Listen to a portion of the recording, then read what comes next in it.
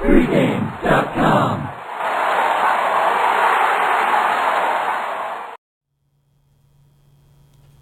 Welcome back to Pregame.tv. We're going to look at Wednesday baseball action. We've got the first place San Francisco Giants against the suddenly red-hot Atlanta Braves. Scott, we're taping on Monday, so the Braves are coming out of the weekend. They've won 7 in a row now, and is this the Braves team that we expected at the beginning of the season? They might be a little bit better than I thought they were going to be, to tell you the truth, although, like Jurgens hasn't been a factor for this team as far as a positive factor. But, it's funny to look at these records because they're, as we talk about it on Monday, as you said, they're only a half game apart. Atlanta's 49-39, San Francisco's 49-40. Check out the RD, the run differential. Atlanta plus 42, San Francisco's in the negative at -2. So that to me says that the Atlanta Braves overall are the stronger baseball team. But here's the caveat, and here's the one guy that I don't mind playing on the road in a tough environment against a good team, and that's Ryan Vogelsong, what he's done the last couple of years. Decent again this year again on the road, 7 starts, 3.59 ERA, .26 whip. 12 of his last 13 starts. You spoke about in yesterday's video, Tuesday's video, about St. Louis and going with Joe Kelly and the fact that he eats up innings. Vogelsong, 12 of his last 13 starts, he's gone at least 7 innings. In San Francisco, by the way, 10-2 in those last 12. In those last 5 road starts, he's been spectacular. 3.11 ERA, .27 whip, which is even better than his season-long ERA and whip on the road. So he's one of those guys. It's not like Lincecum. I've been waiting for Lincecum to bust out. Maybe he does have some arm weariness out of all those, innings that he threw over the last few years. And I'll tend to look at maybe playing Lincecum at home, but I will not touch him at all with a 10-foot pole. I'll take the other side when he pitches on the road. Not the same for Vogelsong. I have no problem taking Vogelsong away from home. Vogelsong, he's quite a story, and this is a guy that I'm familiar with because he was in the Pirate organization for several years, and then the Pirates actually gave up on him. But rightly so, by the way. Yeah, what was the turnaround for this guy? Because the last 2 years he has been phenomenal. Right. He's probably, next to Matt Cain, he's probably the most consistent pitcher on this staff, and he's gone 8 straight starts now, 3 runs or less. Right. And that's a key number for the Giants because it's always a race to see if they can get 3 runs in a game. But they're facing Minor. And you opened it, if there's one guy on the Giants staff that you feel confident in taking, it's Vogelsong. If there's one guy that you feel confident in going against on the Atlanta staff, it's Minor. Right. He's the weak link, and actually there were a lot of rumblings that they were going to remove him from the rotation.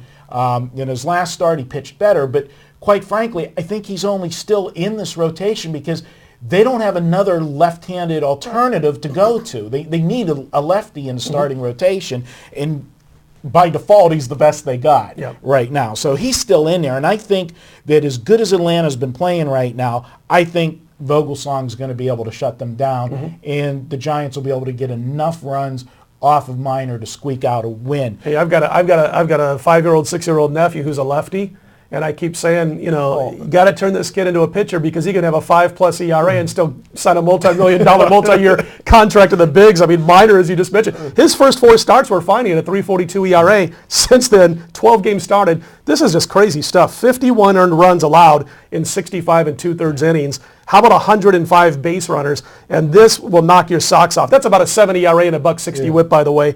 He's allowing almost 5 walks per 9 innings pitched.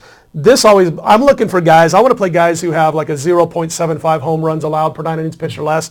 Well, Mike Minor has given up 18 home runs in his last 65 2/3. That's a home run per 9 innings pitched of almost 2.5 per 9 innings pitched. When I see that stuff, I might not play against him, but I am not taking a chance of playing on them unless he reels off 3 or 4 wins in a row and starts keeping the ball in the ballpark. Well, one thing he doesn't have to worry about, he'll always have a job as batting practice. There you go.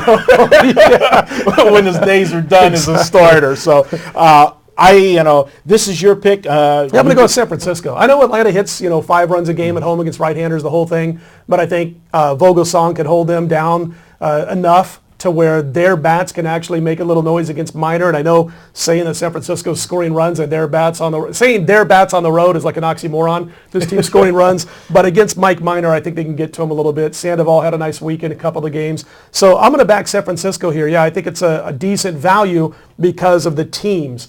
But when you throw in Vogelsong over Minor, I think it's an absolute mismatch. It's not a guarantee, obviously, that this team's going to win. But again, it's a mismatch on the mound. It's a decent bullpen for San Francisco, even though they haven't had the beard all season. I think they get it done in this one. I can't disagree with that. I'm going to throw in one other thing for not this play, but you mentioned Tim Lincecum and his arm and the arm problems. Sure. If he's the problem's been everybody that I've talked to around baseball. I mean, Chris Townsend, I do a show with him, and he's Oakland A pre and post game. So, but he's right there in the San Francisco area. He just doesn't have the velocity on his fastball this year.